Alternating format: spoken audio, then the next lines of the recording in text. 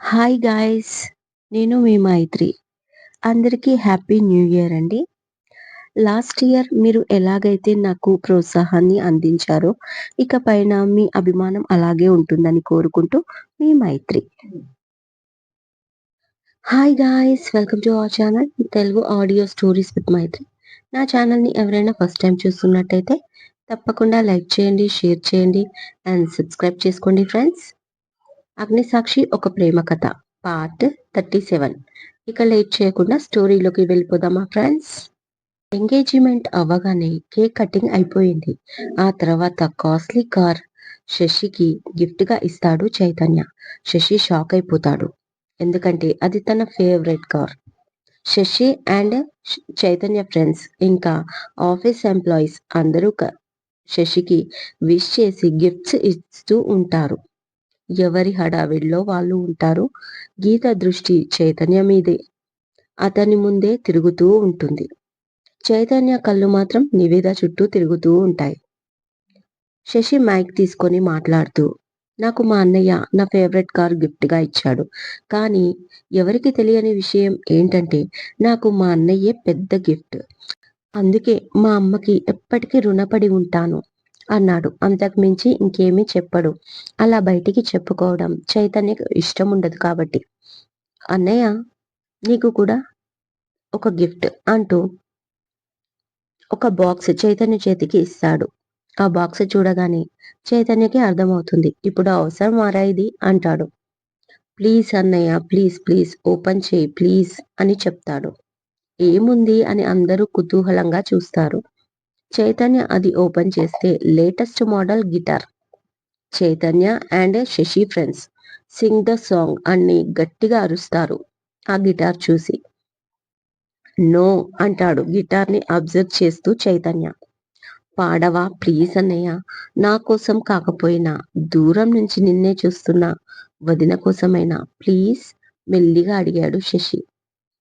ఒకసారి తన వైపు చూస్తాడు. అందంగా తననే చూస్తూ నవ్వుతుంది వేద. ఓకే అంటాడు నవ్వుతూ. అందరూ సైలెంట్ అయిపోతారు తన పాట వినడం కోసం. ఇక చైతన్య మెల్లిగా గిటార్ ప్లే చేయడం మొదలు పెడతాడు. కొంతమంది మ్యూజిషియన్లు మ్యూజిక్ ప్లే చేస్తారు చైతన్యకు అనుగుణంగా. పక్కన చేరి చైతన్య మెల్లగా పాడడం స్టార్ట్ చేస్తాడు. నేనుగా లేనే నిన్న మొన్నలా లేనిపోని ఊహల్లో ఏమిటో ఇలా ఉన్న పాటుగా లేదే కొత్త జన్మలా ఇప్పుడే ఇక్కడే పుట్టినట్టుగా పూల చెట్టు ఊగినట్టు పాల బొట్టు చిందినట్టు అల్లుకుంది నా చుట్టూ ఓ చిరునవ్వు తేనె పట్టు రేగినట్టు వీణమెట్టు వణికినట్టు జల్లుమంది గుండెల్లో ఎవరి నువ్వు నా మనసుని మైమరపున ముంచిన ఆ వాన నీకెవ్వరికి కనిపించదు ఏమైనా. ఓ ఓ ఓ వేద అందమైన తన రూపాన్ని కళ్ళల్లో నింపుకుంటూ రెప్పవాల్చకుండా ఆ అద్భుతాన్ని వీక్షిస్తూ, చుట్టుపక్కలెందరున్నా గుర్తుపట్టలేక ఉన్నా అంతమంది ఒకలాగే కనబడుతుంటే తప్పు నాది కాదు అన్నా ఒప్పుకోరు ఒక్కరైనా చెప్పలేని నిజమేదో నాకు వింతే కళ్ళను వదిలెల్లను అని కమ్మిన మెరుపేదో చెప్పవకను రెప్పలకే మాటొస్తే ఓ ఓ ఓహో నేనుగా లేనే నిన్న మొన్నలా లేనిపోని ఊహల్లో ఏమిటో ఇలా ఉన్న పాటుగా లేదే కొత్త జన్మలా ఇప్పుడే ఇక్కడే పుట్టినట్టుగా. ఎంతో మధురంగా పాడిన ఆ పాట విని అందరూ హ్యాపీగా క్లాప్స్ కొడతారు. సూపర్ అన్నయ్య పాట అని శశి వచ్చి చెప్తాడు. శశికి ఇంకేదో చెప్తాడు చైతన్య. ఉన్న ఊహలో సరిపోలేనట్టు గీత కొత్త ఊహల్లోకి వెళ్ళిపోతుంది. ఆ పాట తన కోసమే పాడాడేమో అన్న డౌట్‌తో. ఎందుకంటే పాడుతున్నంతసేపు చైతు తన వైపే చూస్తూ ఉన్నాడు. అని తనకు తెలియని విషయమేంటంటే, తన నించున్న వెనకాలే కొంత దూరంలో సుధారాణి, ఆ పక్కన నివేద ఉంది. కూతుర్ని అర్థం చేసుకున్న సరోజిని సంతోషంతో పొంగిపోతూ ఉంది. మాధవి మాత్రం తన కొడుకుని కొత్తగా చూస్తున్నట్టు అనిపించింది. దీనికి కారణమేంటో తెలుసుకోవాలని గట్టిగా అనుకుంది. పార్టీ అంతా హుషారుగా సాగుతూనే ఉంటుంది. మాధవి ఫ్రెండ్స్ దగ్గరకు వచ్చి ఈ అమ్మాయి ఎవరు, చాలా బాగుంది అని అడుగుతారు. గీత వైపు చూసి మాధవి, తను నా మరదలు, సరోజిని కూతురు గీతిక, నా మేనకోడలు అని చెప్తుంది. హాయ్ ఆంటీ అంటూ నవ్వుతుంది గీత హ్యాపీగా. అవునా, ఈ అమ్మాయి కూడా బానే ఉంది, కానీ నేను అడిగింది ఈ అమ్మాయి వెనకాల ఉన్న ఆ అమ్మాయి గురించి అంటూ నివేదన చూపించింది. అంతే, గీత ముఖం మాడిపోయింది. బాగానే అంటే ఏమన్నట్టు, బాలేనా? నిన్న బావ కూడా ఇలాగే ఇరిటేట్ చేశాడు. ఇప్పుడు ఈవిడ, ఇంకా మధ్యలో ఈ అమ్మాయి ఒకటి నా ప్రాణం తీయడానికి అని కోపంగా నివేదన చూస్తూ ఉంటుంది వాళ్ళ మాటలు వింటూ. ఓహో, ఆ అమ్మాయా? బద్రీనాథ్ గారు తెలుసు కదా, సేవా ట్రస్ట్ చైర్మన్. ఆయన మేనకోడలు నివేదానాథ్ అని చెప్తుంది మాధవి. ఎవరు, మిలిటరీ బద్రీనాథ్ గారా? అవునా, అమ్మాయి పాలల్లో కడిగిన ముత్యంలా ఉంది. మా సుభాష్కి సరైన ఈడు జోడు. కొంచెం సంబంధం మాట్లాడకూడదు అంది. ఏంటి, మీ సుభాష్గా చేసుకుంటాడా? అంటే మీ వాడు మోడ్రన్ అమ్మాయిని చేసుకుంటాడేమో అని. ఈ అమ్మాయి మరీ హోమ్లీగా ఉంది అంటుంది వాణి. అయ్యో వాణి, తిరగడానికి మోడ్రన్స్ అమ్మాయిలు కావాలని చూస్తారు, కానీ పెళ్లి చేసుకోవడానికి మాత్రం హోమ్లీగా ఇష్టపడతారు అబ్బాయిలు అని మాధవి. పార్టీకి మావాడు వచ్చాడు, కొంచెం మాట్లాడి చెప్పవా ప్లీజ్, తొందర పెట్టింది ఆవిడ. తిరగడానికి మోడ్రన్ అమ్మాయిలు, మ్యారేజ్ చేసుకోవడానికి హోమ్ అమ్మాయిలు. ఈ మాట గీతిక మనసులో నాటుకుపోయింది. ఇప్పటికిప్పుడు పెళ్లి చూపులు అంటే బాగుండదేమో. నేను బద్రీనాథ్ గారికి చెప్పి చూస్తాను, మళ్ళీ నీకు ఫోన్ చేస్తాను అంటుంది మాధవి. తనకి ఇష్టం లేదు. ఆ అబ్బాయి గురించి తనకి తెలుసు. పెద్ద తిరుగుబోతు, చూడ్డానికి వికారంగా ఉంటాడు. పైగా టెక్కెక్కువ. చిన్న పెద్ద మర్యాద లేదు. అలాంటి వాడికి ఈ అమాయకురాలా? ఈ మాట డైరెక్ట్ గా అనలేదు కదా, ఎంతైనా ఫ్రెండ్ అని మనసులో అనుకుంటుంది మాధవి. ఇంతలో శశి వచ్చి, నా ఫ్రెండ్స్ ని పరిచయం చేస్తాను మా అంటూ మాధవిని లాక్కుపోతాడు. అక్క, నేనిప్పుడే వస్తాను అంటుంది నివేద. ఎక్కడికి అని అడుగుతుంది సుధారాణి. వాష్రూమ్ అంటుంది వేద. నేను వస్తాను పద అని సుధారాణి లేచేసరికి, వద్దు ఇక్కడే కదా వచ్చేస్తాను అని సర్ది చెప్పి బయటపడుతుంది వేద. శశి చెప్పిన ప్లేస్ కి వెళ్ళి వెయిట్ చేస్తుంది. అలా వెనక నుంచి 2 చేతులు తనని లిఫ్ట్ చేస్తాయి. ఒక్కసారిగా షాక్ అయి వెంటనే చైతన్య కనబడగానే అతని మెడ చుట్టూ చేతులు వేసి నవ్వుతుంది వేద. ఎందుకు ఇంటి వెనకాలకి రమ్మన్నారు, అది కూడా పార్టీ టైంలో? ఎవరైనా చూస్తే కాస్త కోపంగా అడుగుతుంది వేద.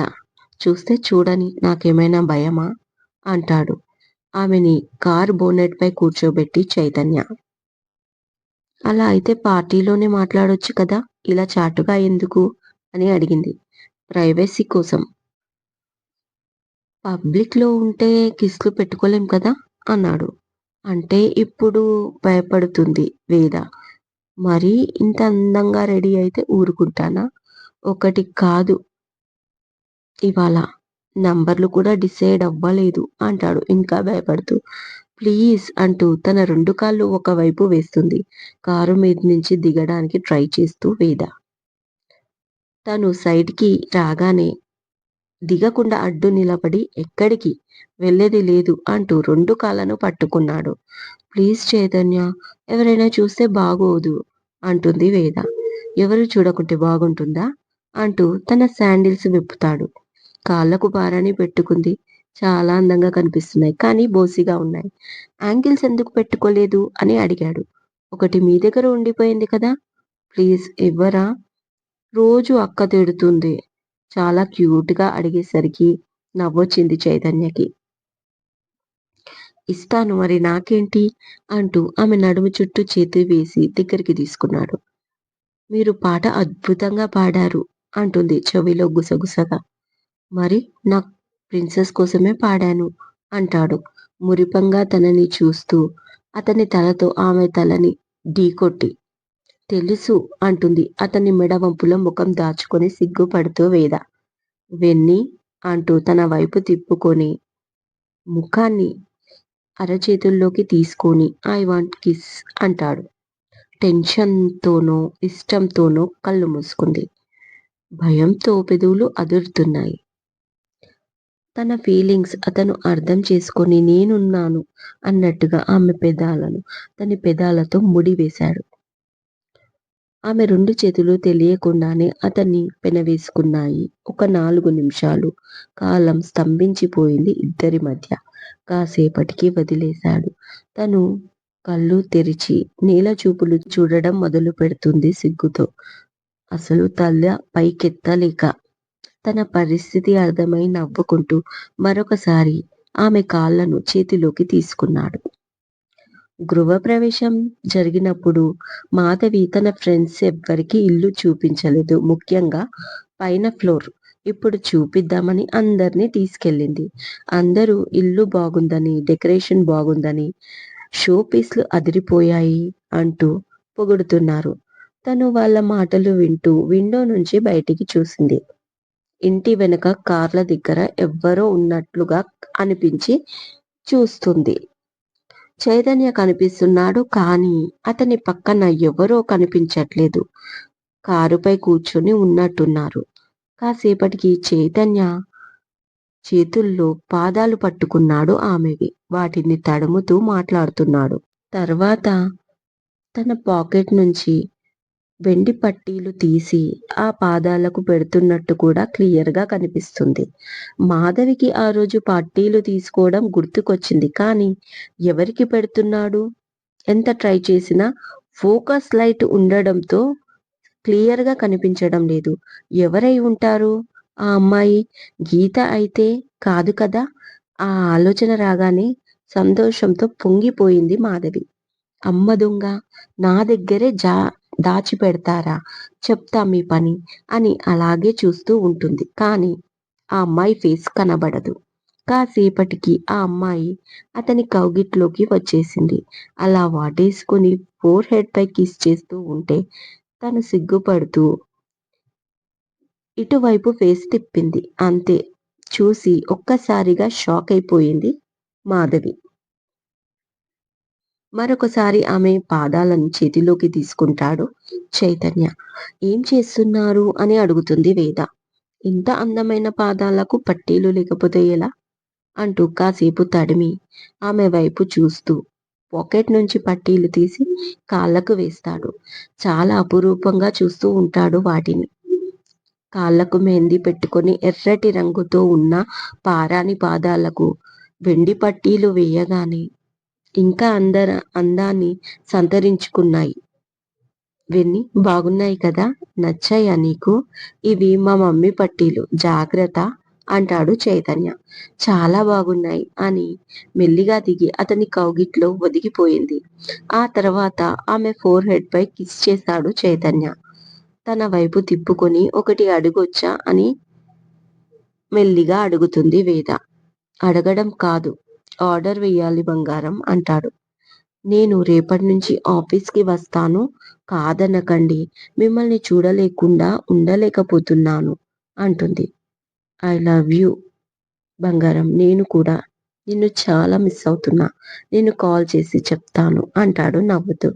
ఓకే అయితే ఇక నేను వెళ్తాను అంటుంది. సరే అని తనని పంపించేసి చైతన్య కూడా బయటికి వచ్చేస్తాడు ఎప్పటిలాగా. అందరూ కలిసి డిన్నర్ చేస్తారు. మిడ్‌నైట్ అయినా ఇంకా పార్టీ కంప్లీట్ అవ్వలేదు. అలా కంప్లీట్ అయ్యాక ఎవరి దారిన వాళ్ళు వెళ్ళిపోతారు. మార్నింగ్ నిద్ర లేచిన మాధవి పూజ కంప్లీట్ చేసుకుని హాల్లో కూర్చుంది. రాత్రి చూసిన దృశ్యం కళ్ళల్లో కనిపిస్తుంది మాటి మాటికి. అప్పుడే కాఫీ తీసుకొని వచ్చింది గంగ. ఏంటమ్మా ఇంకా అదే ఆలోచిస్తున్నారా అని అడుగుతుంది మాధవి. గంగ అవునే ఇంకా నమ్మలేకపోతున్నా. నువ్వు చూసావు కదా అంటుంది మాధవి. అవునమ్మా, చిన్నబాబు మిమ్మల్ని పిలవమంటే పైకి వచ్చాను. మీరు ఏం చూస్తున్నారు అని నేను చూశానమ్మా. ఇప్పుడు ఏం చేస్తారమ్మా అడిగింది గంగ. అదే అర్థమై చావట్లేదు. సరోజిని ఒక పక్క పోరు పెడుతుంది గీత గురించి చైతన్యకు చెప్పమని. వాడేమో ఇంట్రెస్ట్ లేదు అన్నాడు. ఇప్పుడు నివేదను ప్రేమిస్తున్నాడు. ఏమీ అర్థం కావడం లేదు. పెద్దడంతా మొద్దుబారిపోయినట్లుగా అయ్యింది అంటుంది మాధవి. ఎందుకమ్మా అంత టెన్షన్? పెద్ద బాబుతో మాట్లాడితే సరిపోతుంది కదా గంగ సలహా ఇచ్చింది. మాట్లాడడానికి ఏముంది? చిన్నప్పటి నుంచి కొడుకుల్లా పెంచానా? వాళ్ళకి తెలివి వచ్చినప్పటి నుంచి ఫ్రెండ్స్ లాగా ట్రీట్ చేశాను. ఇంకా చేస్తూనే ఉన్నాను. అయినా ఒక్క మాట నాకు చెప్పలేదు నివేద గురించి. అదొక బాధ అంటే ఇప్పుడు సరోజినికి ఏం చెప్పాలి? ఇంట్లో ఉన్న మేనగోడల్ని వదిలేసి బయటి పిల్లను కోడలుగా చేసుకుంటున్నానని మాట రాదా నాకు? ఇదో బాధ. సరోజినిని ఎలా కన్విన్స్ చేయాలి? అర్థం కావట్లేదు అంటుంది మాధవి. అప్పుడే శశి రావడం చూసి గంగ, అమ్మా చిన్నబాబు వస్తున్నాడు. నాకు తెలిసి ఈ విషయం చిన్నబాబుకు కూడా తెలిసే ఉంటుంది. ఒక్కసారి అడగరా అంటుంది గంగ. లేదే, చిన్నోడు ఉత్త అమాయకుడు. వాడికి ఏమీ తెలిసి ఉండదు అంటుంది మాధవి. ఊరుకోండమ్మా, ఇద్దరు తోడు దొంగలు. చిన్నబాబు అమాయకుడు అనుకుంటే మీ అంత అమాయకురాలు మన ఇంట్లో ఎవరూ ఉండరు అంటుంది గంగ. అంతే అంటావా అడిగింది మాధవి. అవునమ్మా, మీరు ఇప్పుడు ఏదైనా వేదమ్మ గురించి బ్యాడ్గా మాట్లాడు. ఆ విషయం పెద్దబాబుకి చేరితే క్షణాల్లో తేలిపోతుంది మ్యాటర్ అంటుంది గంగ ఖచ్చితంగా. కాసేపు ఆలోచించి అలా అయితే ఇప్పుడు చూడు అని తన ఫోన్ సైలెంట్లో పెట్టుకొని ఫోన్లో గట్టిగా మాట్లాడడం మొదలు పెట్టింది Madhavi. Just acting. Hello Vani, నేను మాధవిని. తులసికి చెప్పు, నివేదను తులసి వాళ్ళ అబ్బాయికి అడిగింది కదా, వీలైనంత త్వరగా నివేదను చూసుకోవడానికి రమ్మను అంటుంది మాధవి శశిని చూస్తూ. శశి ఆ మాట విని అర్థం కాక మాధవిని చూస్తూ ఉంటాడు. ఏం జరుగుతుంది ఇక్కడ అని. పర్లేదు మాధవి, నేను బద్రీనాథ్ గారికి చెప్తాను. నా మాట అంటే, నేను ఒక మాట చెప్పానంటే నా మాటను కాదనడు. సుభాష్కి సరైన జోడి నివేద అంటూ రాగం తీసింది మాధవి. ఏంటి, ఆ తాగుబోతు సుభాష్ గానికి బాబీకి మ్యాచ్ ఫిక్సా? ఇదెక్కడి దారుణం బాబోయ్! భయ్యాకి ఈ విషయం వెంటనే చెప్పాలి అనుకుంటూ పిచ్చి పట్టినట్టుగా తల్లిని చూస్తూ ఉంటాడు. సరే, నాకు కాల్ చెయ్యమను, వెంటనే ఫిక్స్ చేసేద్దాం అంటూ కాల్ కట్ చేసి చిన్నాని చూస్తుంది.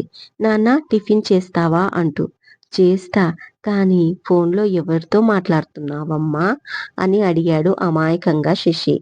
అదే, అది తులసి ఆంటీ తెలుసు కదా, గుడిలో కలుస్తా. ఆవిడ కొడుక్కి నివేదన చేసుకుంటానని పార్టీలో చెప్పింది. దాని గురించే మాట్లాడుతున్నాను అంటుంది మాధవి. గంగా డైనింగ్ టేబుల్ సర్దుతూ తనలో తానే నవ్వుకుంటుంది. ఏమో అనుకున్న, అమ్మగారి యాక్టింగ్ మామూలుగా లేదు అనుకుంటుంది. వాడు తాగుబోతూ తిరుగుబోతమ్మా, ఈ అమ్మాయి ఎందుకు అంటాడు ఏమనాలో అర్థం కాక.